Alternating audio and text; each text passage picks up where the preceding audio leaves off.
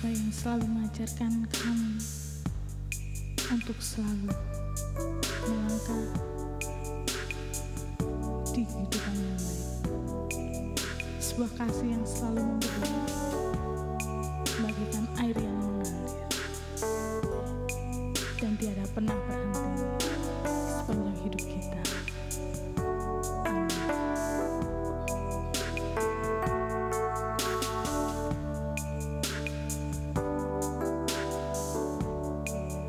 Betapa ku mencintai segala yang telah terjadi. Tak pernah sendiri jalani hidup ini, selalu menyertai.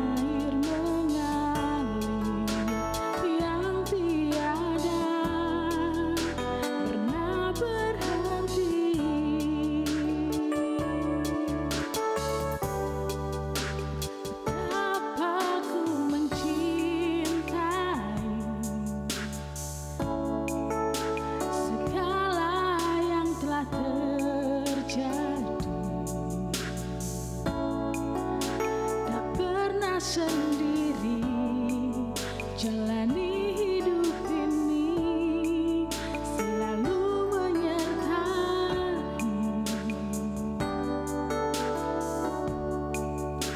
Betapa aku menyadari di dalam hidupku ini tak selalu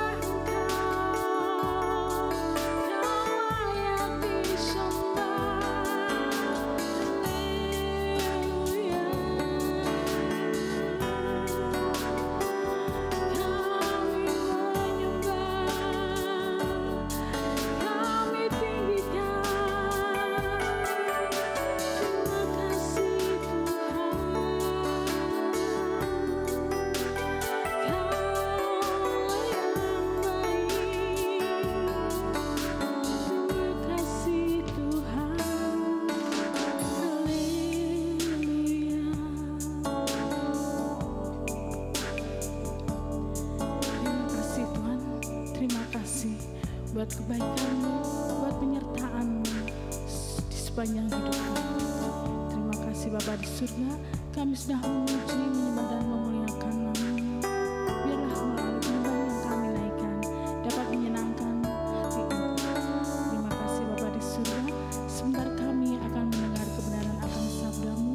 Kami yakin Bapa, Kau sudah memberkati kami untuk dapat mendengar kebenaran akan firman-Mu. Engkau urapi hamba-Mu yang akan menyampaikan, dan biarlah hanya nama-Mu yang dimuliakan.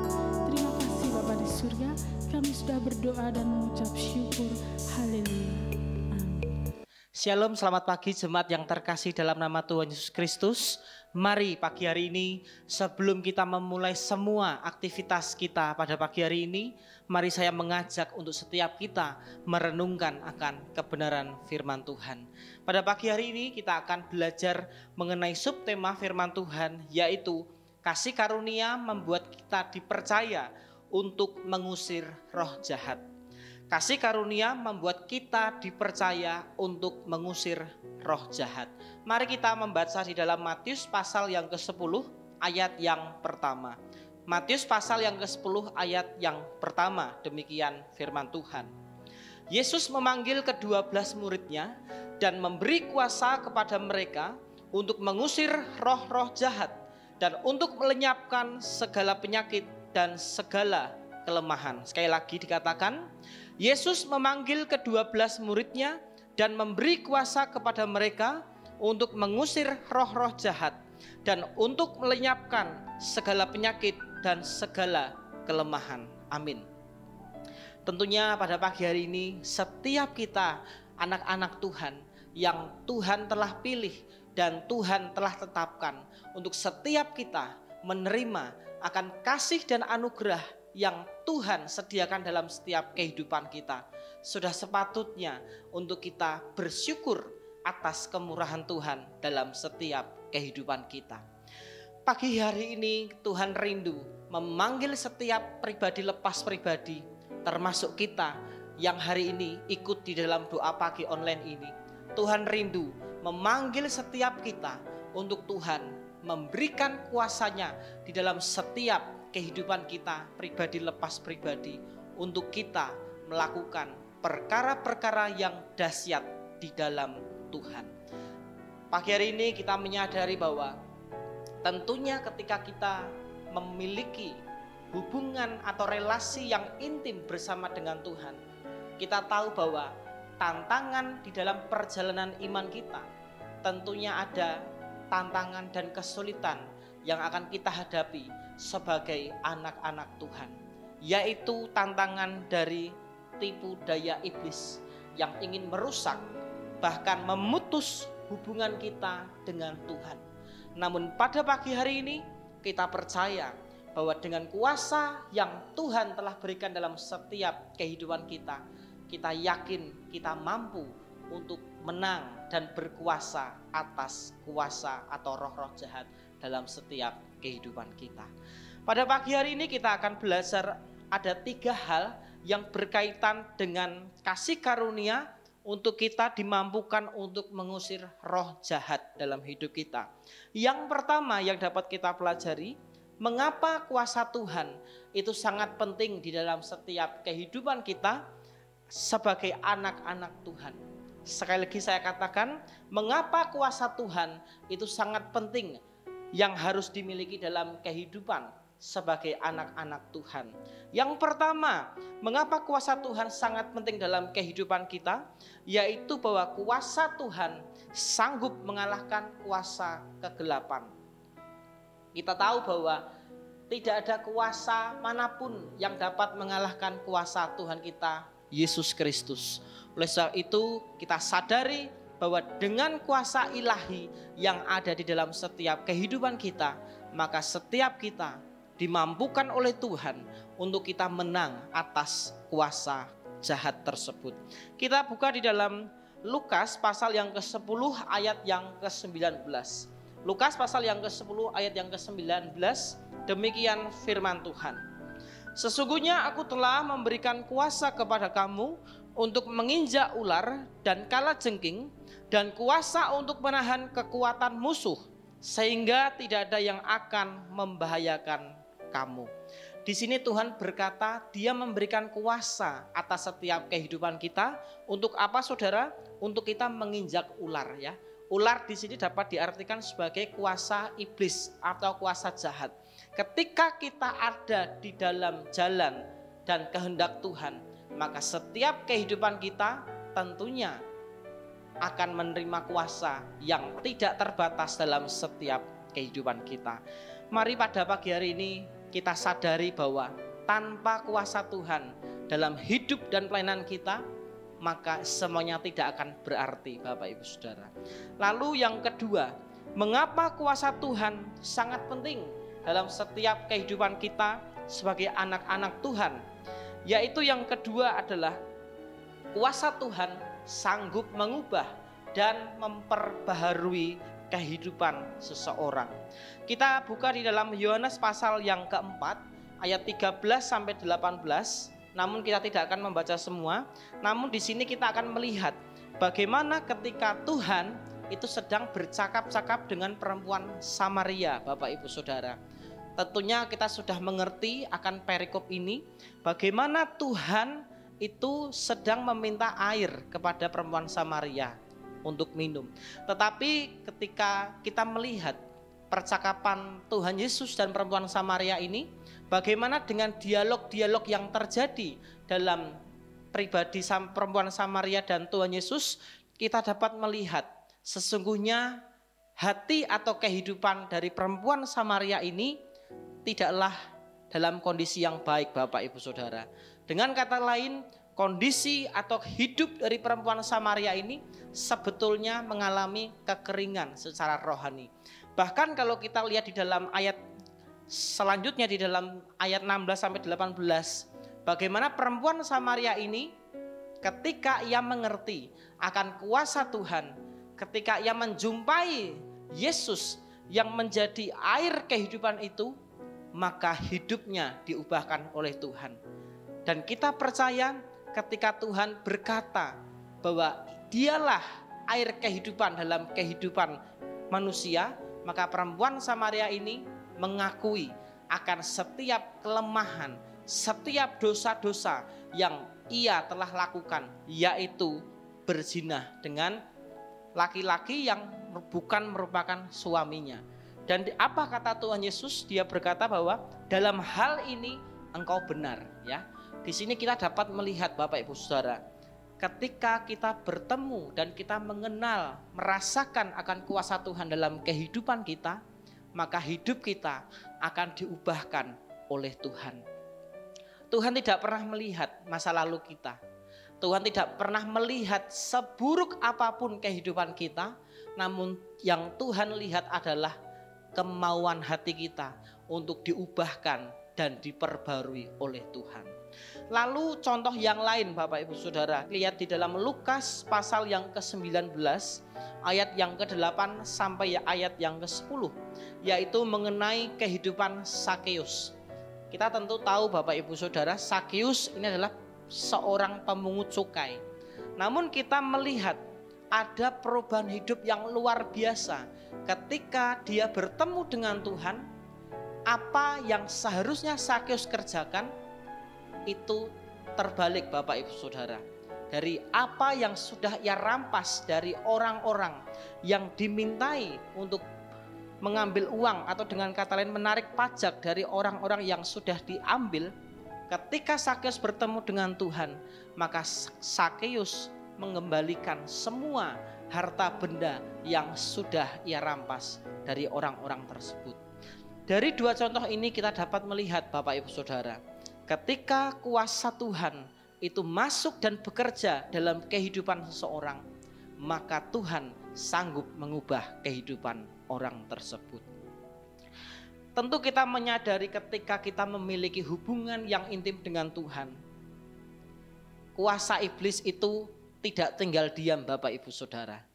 Kuasa iblis itu maunya menghancurkan di dalam setiap kehidupan kita sebagai anak-anak Tuhan. Lalu pada pagi hari ini kita akan melihat apakah yang dimaksud dengan roh-roh jahat di dalam Matius pasal 10 ayat yang pertama ini. Apakah arti roh-roh jahat? Secara ringkas saya dapat katakan bahwa merupakan dorongan untuk menjauh dari Tuhan dan dari iman, harapan, dan kasih. Dengan kata lain, roh-roh jahat ini membuat kehidupan anak-anak Tuhan itu menjauh dari jalan-jalan Tuhan. Ketika kehidupan anak-anak Tuhan tidak benar-benar di dalam koridornya Tuhan, ketika anak-anak Tuhan tidak hidup benar-benar dalam jalan Tuhan, maka saya yakin dan percaya kuasa jahat itu dapat mengusik, bahkan merusak di dalam setiap kehidupan anak-anak Tuhan. Lalu kita melihat di dalam versi yang lain, dalam versi Alkitab yang terbuka, Indonesia Terjemahan Lama mengatakan atau menuliskan roh-roh jahat yang dimaksudkan adalah roh-roh kenajisan. Roh najis adalah bagian dari tentara iblis dan merupakan musuh Allah dan manusia. Tentunya ketika iblis itu merusak kehidupan kita, dan ketika hidup kita itu mulai menjauh daripada Tuhan, maka iblis akan mempergunakan titik-titik terlemah dalam kehidupan kita. Hari-hari ini apa yang menjadi titik terlemah dari kehidupan Bapak Ibu Saudara? Mari kita mau tutup titik kelemahan kita itu dengan kita minta kuasa yang daripada Tuhan. Karena kita melihat Bapak Ibu Saudara, ketika titik terlemah itu terbuka dalam kehidupan kita, maka dengan mudah kuasa jahat itu masuk dan merusak di dalam setiap kehidupan kita. Lalu bagaimana caranya agar kita dapat terbebas dari roh-roh jahat, kelemahan, serta penyakit lainnya yang siap menghancurkan dalam setiap kehidupan kita? Yang pertama adalah kita menjaga diri kita untuk terhindar dari kecemaran dunia. Kita baca di dalam 1 Tesalonika 4 ayat yang ke-7. 1 Tesalonika pasal yang ke-4 ayat yang ke-7, demikian firman Tuhan. Allah memanggil kita bukan untuk melakukan apa yang cemar, melainkan apa yang kudus. Sekali lagi saya katakan, Allah memanggil kita bukan untuk melakukan apa yang cemar, melainkan apa yang kudus. Di sini kita percaya bahwa setiap perkataan yang dilakukan oleh Tuhan, setiap perkataan-perkataan yang Tuhan katakan di dalam Alkitab kita, itu semuanya adalah tulisan-tulisan atau perkataan yang benar dan kudus, Bapak Ibu Saudara. Oleh sebab itu kita mau mengikuti teladan dari Tuhan Yesus. Karena Dia Allah yang kudus, maka sudah seharusnya hidup kita sebagai anak-anak Tuhan sudah sewajarnya untuk kita hidup di dalam jalan-jalan Tuhan. Bagaimana caranya agar kita terbebas dari roh jahat, kelemahan serta penyakit lainnya? Yaitu dengan cara kita bersiap sedia dan berjaga untuk berperang melawan kuasa iblis. 1 Petrus pasal yang kelima ayat yang ke-8. Sadarlah dan berjaga-jagalah, lawanmu si iblis berjalan keliling sama seperti singa yang mengaum-ngaum dan mencari orang yang dapat ditelannya. Dari firman Tuhan ini kita dapat melihat bagaimana iblis itu tidak tidur, Bapak Ibu Saudara. Iblis selalu aktif untuk bekerja, untuk merusak, untuk mengganggu di dalam setiap kehidupan anak-anak Tuhan. Tentunya ketika kehidupan kerohanian anak-anak Tuhan tidak benar-benar dalam jalan Tuhan, maka akan kita melihat akan banyak anak-anak Tuhan yang jatuh ke dalam dosa, yang jatuh di dalam kecemaran dunia, yang jatuh dengan hal-hal yang najis, Bapak Ibu Saudara. Oleh sebab itu pada pagi hari ini kita mau terus bersiap dan berjaga-jaga untuk kita melawan kuasa iblis. Lalu yang ketiga, bagaimana caranya agar kita terbebas dari roh-roh jahat, kelemahan serta penyakit lainnya? Yaitu dengan cara kita mengenakan perlengkapan senjata Allah yang akan melindungi setiap kita dari panah si iblis.